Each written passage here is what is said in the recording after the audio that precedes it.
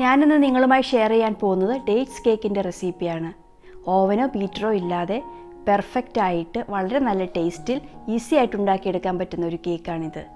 ഞാൻ Lisha. Welcome to my channel the coffee mug. Dates cake ഉണ്ടാക്കുന്നതിനായി ആദ്യം ഡേറ്റ്സ് വേവിച്ചെടുക്കണം. അതിനായി ഒരു പാനിലേക്ക് അളവ് കപ്പിന് 1 കപ്പ് ഡേറ്റ്സ് ഇട്ട് കൊടുക്കാം. കുരു കളഞ്ഞ് ചെറിയ കഷ്ണങ്ങളാക്കി അരിഞ്ഞതിന് ശേഷമുള്ള അളവാണ് 1 കപ്പ്. ഇനി ഇതിലേക്ക് 1/4 കപ്പ് വെള്ളവും കൂടി ഒഴിച്ചു കൊടുക്കാം. ഇത് തീ ഓണാക്കി മീഡിയം ഫ്ലെയിമിൽ വെച്ചിട്ട് വേവിച്ചെടുക്കണം. ഇപ്പോൾ തിളച്ച് വന്നിട്ടുണ്ട്. ഇനി ഇത് ഇടയ്ക്കിടയ്ക്ക് ഇളക്കി കൊടുത്തുകൊണ്ട് വെള്ളം വറ്റിച്ചെടുക്കണം.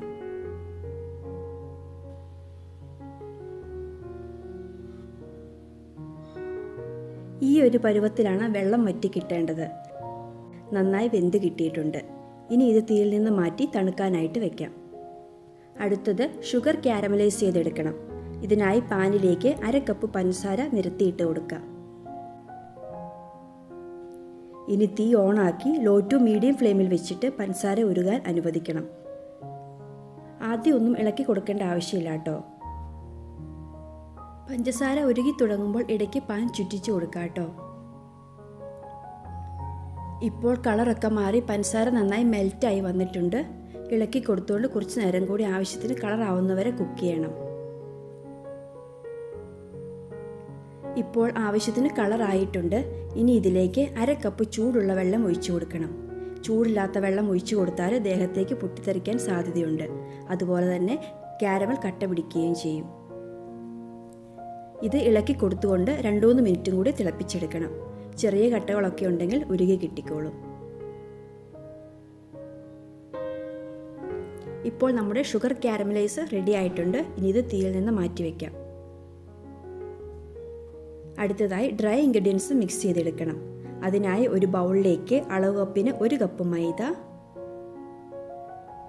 1 ടീസ്പൂൺ ബേക്കിംഗ് പൗഡർ,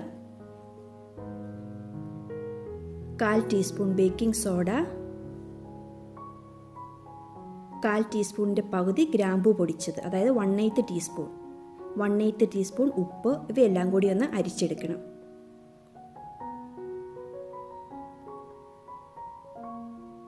ഇതുപോലെ 3 പ്രാവശ്യം അരിച്ചെടുക്കുകയാണെങ്കിൽ കേക്ക് നല്ല സോഫ്റ്റായി കിട്ടും. ഇനി ഇതൊന്ന് മിക്സ് ചെയ്തതിന് ശേഷം മാറ്റിവെക്കാം.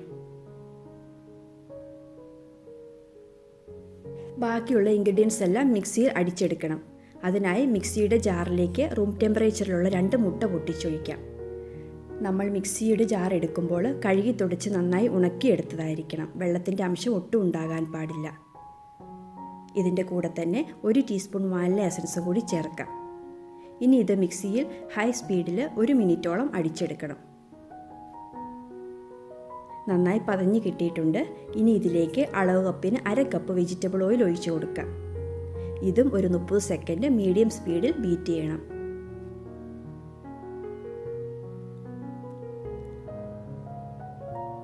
അടുത്തത് ഇതിലേക്ക് 6 ടേബിൾ സ്പൂൺ പൊടിച്ച പഞ്ചസാര ഇട്ട് കൊടുത്ത് ഇതും ഒരു 30 സെക്കൻഡ് അടിച്ചെടുക്കാം. നല്ല മധുരമുള്ള ഈന്തപ്പഴമാണെങ്കിൽ ഇത്രയും പഞ്ചസാര എടുക്കണ്ട കേട്ടോ. ഒരു 4 ടേബിൾ സ്പൂണൊക്കെ മതിയാവും. ഇപ്പോൾ നല്ല തിക്ക് ക്രീം പരുവത്തിൽ കിട്ടിയിട്ടുണ്ട്. അവസാനമായി കാരമൽ സിറപ്പും കൂടി ചേർത്ത് കൊടുക്കാം. ഇത് ഞാൻ അളന്ന് നോക്കിയപ്പോൾ അളവ് കപ്പിന് 1/2 കപ്പ് ഉണ്ട് കേട്ടോ. ഇതും 30 സെക്കൻഡ് മീഡിയം സ്പീഡിൽ തന്നെ അടിച്ചെടുക്കാം.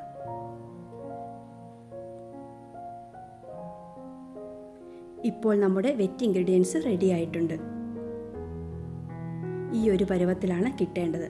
നമുക്കിനി ഇത് മാറ്റി വയ്ക്കാം. ഇനി എല്ലാം കൂടി കമ്പൈൻ ചെയ്തെടുക്കണം. ഒരു വലിയ ബൗളിലേക്ക് ആദ്യം വേവിച്ച് വെച്ചിരിക്കുന്ന ഈന്തപ്പഴം ഇട്ട് കൊടുക്കാം കേട്ടോ.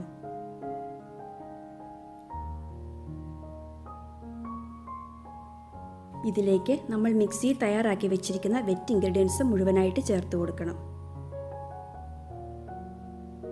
ഇതൊരു വിസ്ക് ഉപയോഗിച്ച് നന്നായി കമ്പൈൻ ചെയ്തെടുക്കാം.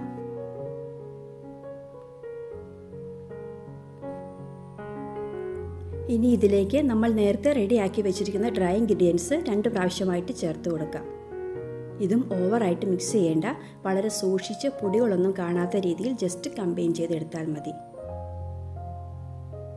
ഇതുപോലെ തന്നെ ഞാൻ നേരത്തെ വളരെ ടേസ്റ്റി ആയിട്ടുള്ള ക്യാരറ്റ് ഡേറ്റ്സ് കേക്കിൻ്റെ റെസിപ്പി ഞാൻ ചെയ്തിട്ടുണ്ട്. അതിൻ്റെ ലിങ്ക് ഞാൻ ഡിസ്ക്രിപ്ഷൻ ബോക്സിലും എൻഡ് സ്ക്രീനിലും കൊടുത്തേക്കാം. നിങ്ങൾ അതും കൂടി ഒന്ന് ചെക്ക് ചെയ്യണേ.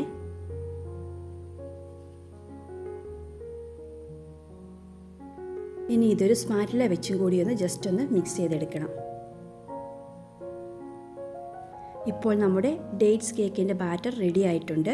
ഇത് ബേക്കിംഗ് പാനിലേക്ക് ഒഴിച്ചു കൊടുക്കാം. ഞാനിവിടെ 8 ഇഞ്ചിൻ്റെ റൗണ്ട് പാനാണ് എടുത്തിരിക്കുന്നത്. എണ്ണ തൂത്തതിന് ശേഷം അടിയിലും സൈഡിലും ബട്ടർ പേപ്പർ വെച്ചിട്ടുണ്ട്. ഇതിലേക്ക് ബാറ്റർ ഒഴിച്ചു കൊടുക്കാം കേട്ടോ. ബാറ്റർ ഈ ഒരു കൺസിസ്റ്റൻസിയിലാണ് കിട്ടേണ്ടത്.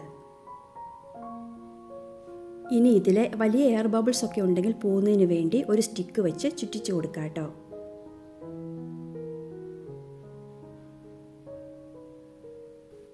രണ്ട് മൂന്ന് പ്രാവശ്യം ടാപ്പ് ചെയ്ത് കൊടുക്കാം. എന്നിട്ട് ബേക്ക് ചെയ്യാനായി വെക്കാം. ഞാനിവിടെ അടുപ്പിൽ വെച്ചിട്ടാണ് ഇന്ന് ബേക്ക് ചെയ്യുന്നത്. അടി കട്ടിയുള്ള ഒരു വലിയ അലുമിനിയം പാത്രത്തിൽ സെൻട്രൽ ഒരു റിങ് ഇറക്കി വെച്ചിട്ട് മൂടി വെച്ച് തീ മീഡിയം ഫ്ലെയിമിന് തൊട്ട് താഴെ വെച്ച് 10 മിനിറ്റ് പ്രീ ഹീറ്റ് ചെയ്ത് എടുത്തിട്ടുള്ളതാണ്. ഇതിലേക്ക് റെഡിയാക്കി വെച്ചിരിക്കുന്ന ബേക്കിംഗ് പാൻ ഇറക്കി വെച്ചിട്ട് മൂടി വയ്ക്കാം.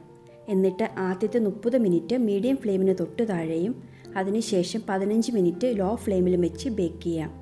ഓരോ അടുപ്പിനനുസരിച്ച് ബേക്കായി വരുന്ന ടൈമിൽ കുറച്ച് വ്യത്യാസങ്ങൾ വരും കേട്ടോ. ഇനിയിപ്പോൾ നിങ്ങൾ ഓവനിലാണ് ബേക്ക് ചെയ്യുന്നതെങ്കിൽ 170 ഡിഗ്രി സെൽഷ്യസിൽ 10 മിനിറ്റ് പ്രീ ഹീറ്റ് ചെയ്തതിന് ശേഷം 170 ഡിഗ്രി സെൽഷ്യസിൽ തന്നെ 50 മുതൽ 55 മിനിറ്റ് വരെയാണ് ബേക്ക് ചെയ്യേണ്ടത്.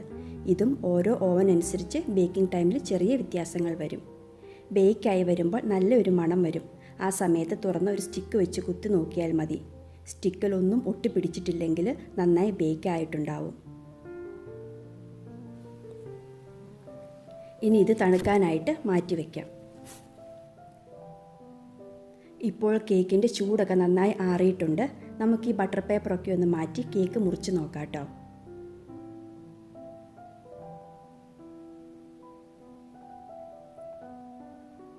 നല്ല പെർഫെക്റ്റ് ആയിട്ട് കിട്ടിയിട്ടുണ്ട്. ഇതൊരു പ്ലേറ്റിലേക്ക് വെക്കാം. നല്ല സോഫ്റ്റ് ആട്ടോ. നമ്മൾ കേക്ക് ഉണ്ടാക്കാനായി എടുക്കുന്ന ഇൻഗ്രീഡിയൻസ് എല്ലാം റൂം ടെമ്പറേച്ചറിൽ ഉള്ളതായിരിക്കണം. അതുപോലെ തന്നെ ഞാനിവിടെ പറഞ്ഞിരിക്കുന്ന അതേ രീതിയിൽ ചെയ്താൽ നല്ല പെർഫെക്റ്റ് ആയിട്ട് വളരെ ടേസ്റ്റി ആയിട്ട് ഈ ഡേറ്റ്സ് കേക്ക് ഉണ്ടാക്കിയെടുക്കാൻ സാധിക്കും. അപ്പോൾ നിങ്ങളും ഒന്ന് ട്രൈ ചെയ്ത് നോക്കുക. തീർച്ചയായും ഇഷ്ടപ്പെടും. ഉണ്ടാക്കി നോക്കിയിട്ട് നിങ്ങൾക്ക് എങ്ങനെ കിട്ടിയെന്ന് എന്നെ അറിയിക്കണേ. റെസിപ്പി നിങ്ങൾക്ക് ഇഷ്ടപ്പെട്ടെങ്കിൽ ലൈക്ക് ചെയ്യാനും നിങ്ങളുടെ പ്രിയപ്പെട്ടവർക്ക് ഷെയർ ചെയ്യാനും മറക്കല്ലേ. അതുപോലെ തന്നെ നിങ്ങൾ ഈ ചാനൽ സബ്സ്ക്രൈബ് ചെയ്തിട്ടില്ലെങ്കിൽ ഒന്ന് സബ്സ്ക്രൈബ് ചെയ്ത് എന്നെ സപ്പോർട്ട് ചെയ്യണേ. അപ്പോൾ നമുക്ക് മറ്റൊരു നല്ല റെസിപ്പിയുമായി വീണ്ടും കാണാം. Thank you.